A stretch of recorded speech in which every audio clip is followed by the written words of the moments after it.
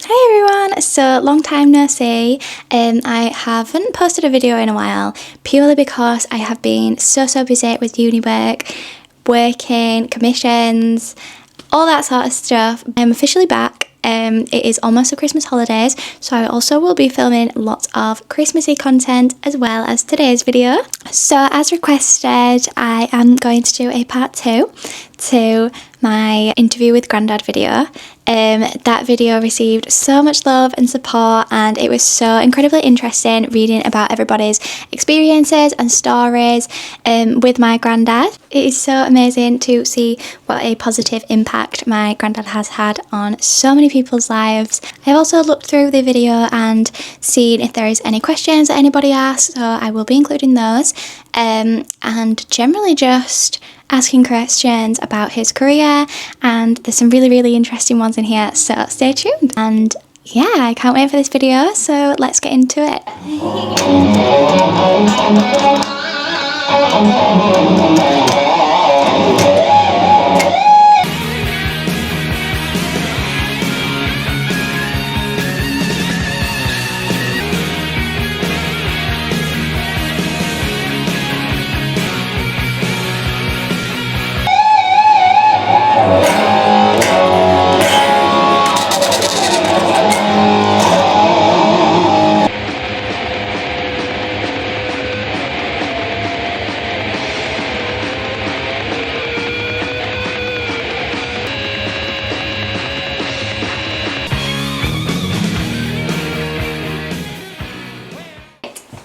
So, first question is, who have you worked with in the past, and have you got any fun stories of who you've worked with?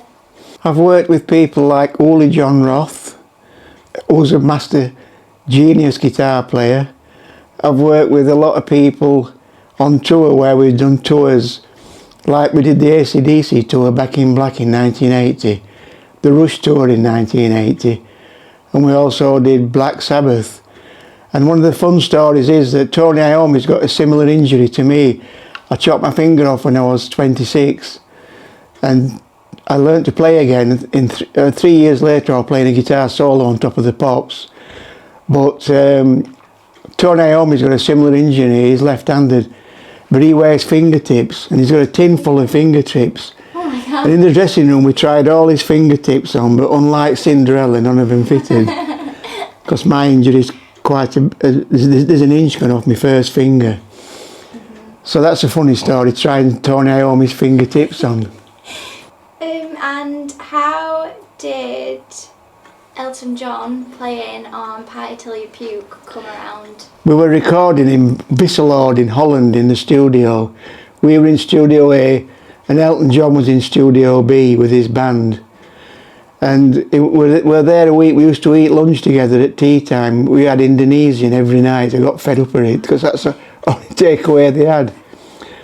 And we were doing a song called Northern Lady, which is a song in D. And we plucked up courage to ask Elton John if he'd play piano on it. And we stopped him at tea time and said, "Would you play piano on Northern Lady, one of our songs?" He says, "I thought you'd never ask me."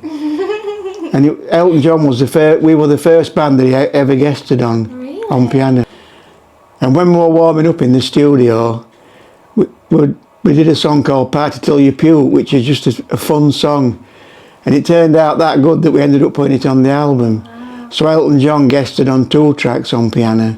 Did he? Yeah. On the album, yeah. Oh wow, I didn't know that. I thought he'd only done one. No, he did 2, Party Till You Puke and Northern Lady. Yeah, that's really interesting. What was it like to meet Jimi Hendrix's dad and grandma? In 1984, we played in Seattle, and a lady who worked for the radio station called Janet Wainwright got in touch with us to do an interview, and she said she knew Al Hendrix, which is Jimi Hendrix's father. And I said, "That'd be brilliant, but I'd love to meet him." And she said, "I can arrange that."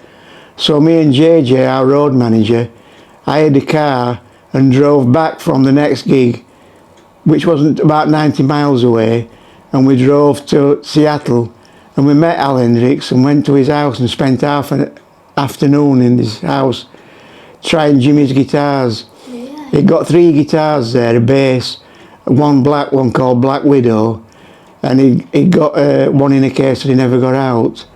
And he got some amplifiers, and Jimmy's grandmother, who was part Cherokee, she was 100, I think she was coming up to 101. She was sat there, and she was a lovely old lady called Hendrix. And I shook her hand, and she says, "Young man, all that electricity, it's foolishness." She'd seen everything, that lady, from Wild West to Men on the Moon, and her grandson being one of the most famous men in the world. She was a lovely old lady with stories to tell. And what was it like playing his guitars? They were left-handed. I gingerly just held them and caressed them. Yeah.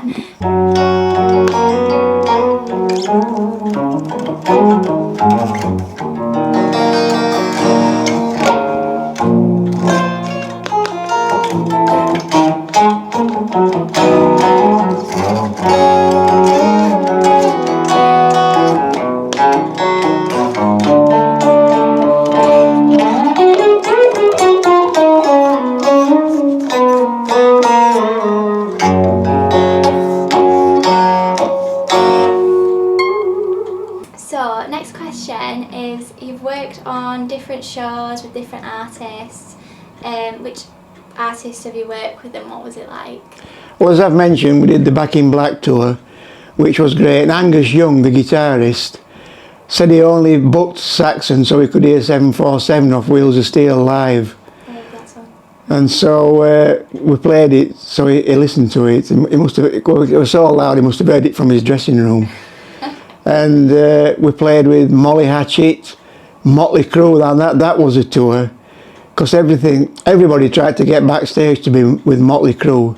We played the Whiskey A Go-Go in 1982, and Metallica was our support band, as we mentioned before.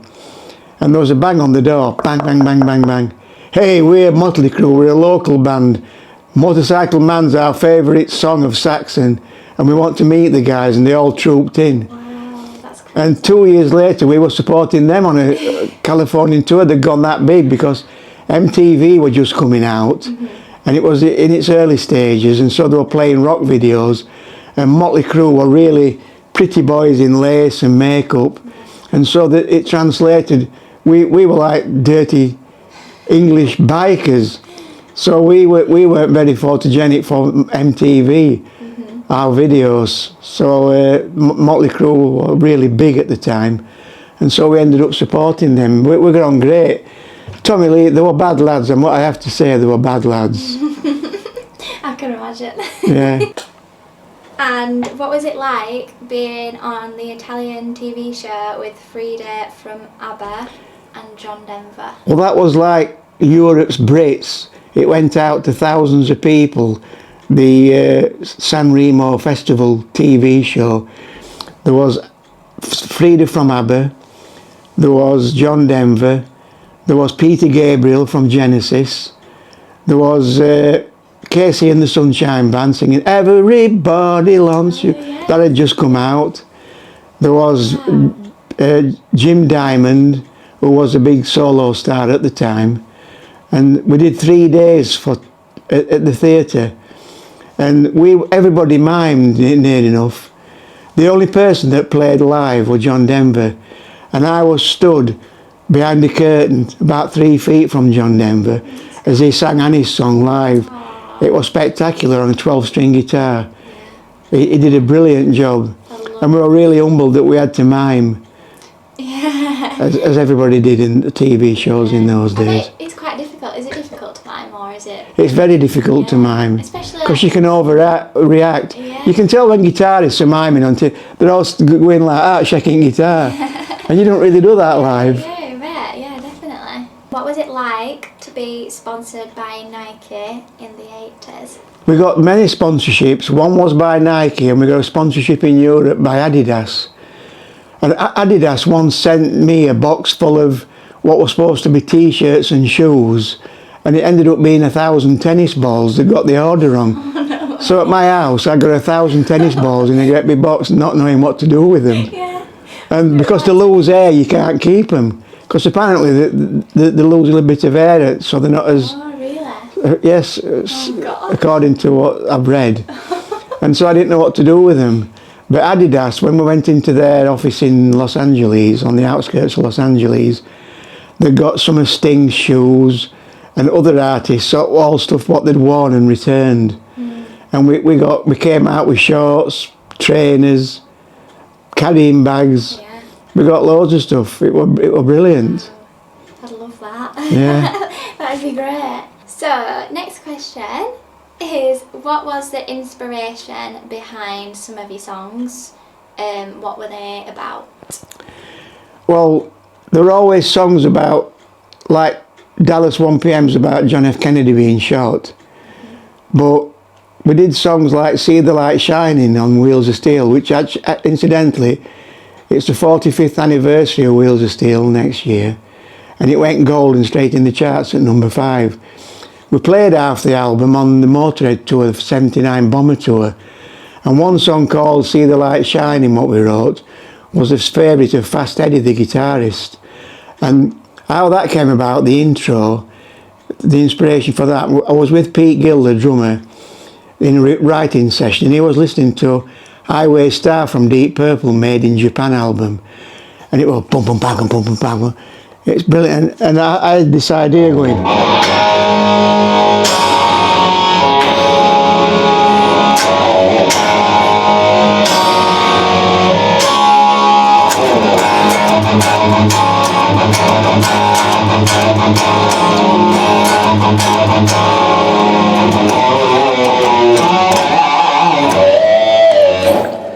and I had that riff, and when Paul Quinn came up with all the other parts of the song, and the band all arranged it, so it was a team effort. We all had little bits, and that's how we inspired each other. And we had, so things were like a springboard into a riff. We all used as influences and as likes of songs to write other songs. It was quite a really good process, because everybody had an idea, even if it was a small idea. I remember Paul once had a small idea that made the part fantastic. Yeah. Rock and roll guitars in the Hungry Years. It was my riff.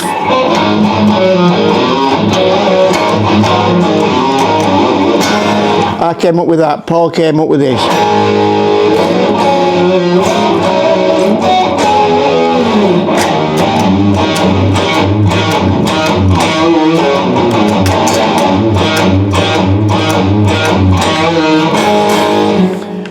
And Paul came up with a thing where we played rock and roll guitars with the vocal. And so when Biff sings rock and roll guitars, Paul did roody doody doo, and it sounded fantastic. Yeah, nice. So we all had little bits. Yeah. And I think being a collective made the songs great, because everybody had an idea. Yeah. It weren't just one person pushing a song idea. And because when it gets to that stage, you tend to write stuff that's not as good, because Yeah, definitely. it's not 5 heads playing as one, Yeah. or writing as one. Yeah, definitely. And can you tell us a bit more about your discs, like how you felt getting them, how you got them, and It was fantastic to get the Wheels of Steel. When it came out, his first album just bubbled under, and we had songs like Motorcycle Man were played in the heavy metal charts. But the real charts, when the album came out, we were in London in cheap digs in Kensington. I think we were recording or doing something down there, and we got a big American car, and we were parked in the car with the radio on. It was a Sunday when they announced in album charts, and it said Saxon Wheels of Steel straight in at number 5. Whoa! oh yeah, And within 3 months we got a gold disc. gosh, that's crazy. We got 2 golds and 4 silver. I've got 6 altogether. And unfortunately the gold discs and silver discs stopped when Pete Gill left. Sales seemed to go down. But it was great to get those discs and to have them on the wall. The final question is, what was it like recording an album at Sound City, LA, and hanging out on Sunset Strip? Well, it was fantastic to record at Sound City Studios in Los Angeles. We spent 2 months there. Everybody had recorded there. Fleetwood Mac had done Rumours there. Nirvana had done all their stuff there with Dave Grohl. In fact, Dave Grohl bought the desk. It's in his new house now. And there was a program called Sound City all about the studio, which is really worth watching. But we hung about, when we weren't playing, we used to drive down to the Sunset Strip and go in the Rainbow Rooms Bar and Grill. And there were always people in there, like David Coverdale. We had dinner with him once there. There were always stars in there from American bands or English bands. It was the place to go, the Rainbow Room Bar and Grill. And then we'd go to the Whiskey A Go Go and watch the bands there. It was a great time. I'd love to go there and just experience it all, but in that time, not now, like back in the back in the day, it was great, because it was a really good place to be. Definitely. It was buzzing. I can imagine just like seeing it like depicted in like films and things. It just looks amazing.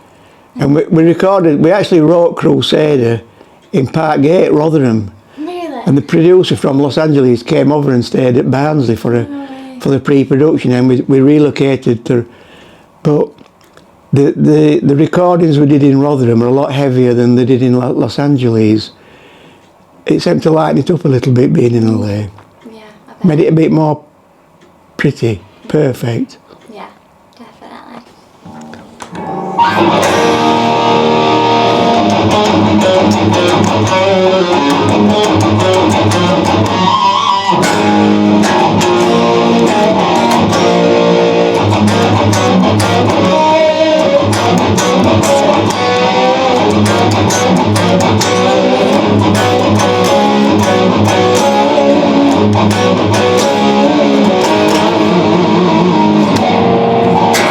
I don't know how you move your fingers that fast. I wish I could do it, but I just don't have the patience for it.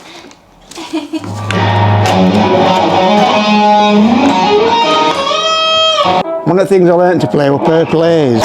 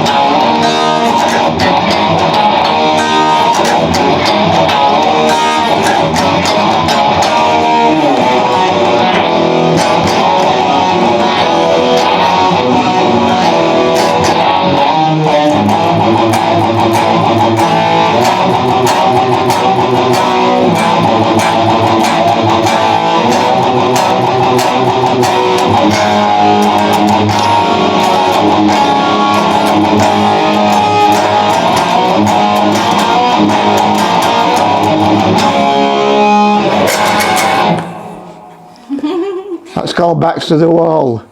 First album, one of the first albums we did. What actually would you say is your favourite song to play, Saxon song? Wheels of Steel, probably.